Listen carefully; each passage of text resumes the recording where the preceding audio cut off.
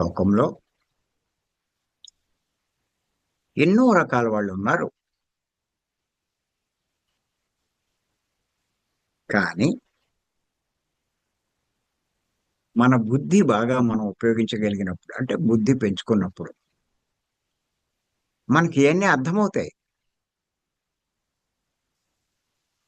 ఎవరు గొప్పవారు? ఎవరిని ఆశ్రయిస్తే మనం ఫలితాలు పొందుతాం అన్నది అర్థమవుతుంది.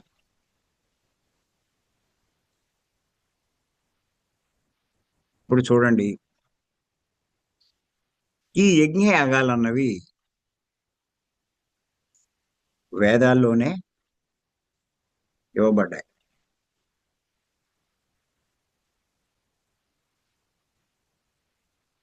కానీ వేదాల్లో, ఉపనిషత్తుల్లో విగ్రహారాధన ఎక్కడా లేదు. అంతా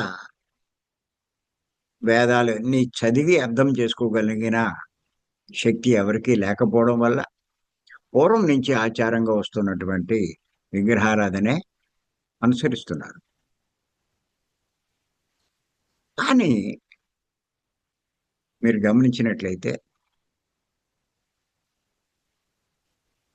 స్వామి దయానంద సరస్వతి గొప్ప పండితుడు కాబట్టి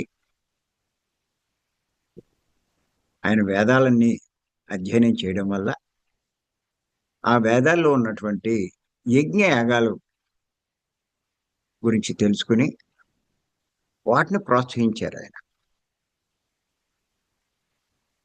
మరి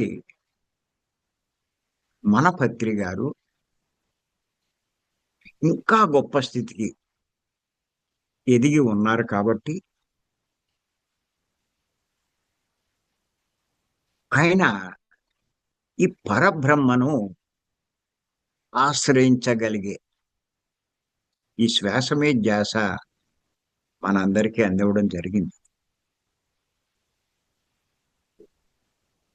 మీ స్థాయి దేన్ని బట్టి ఆధారపడి ఉంటుందంటే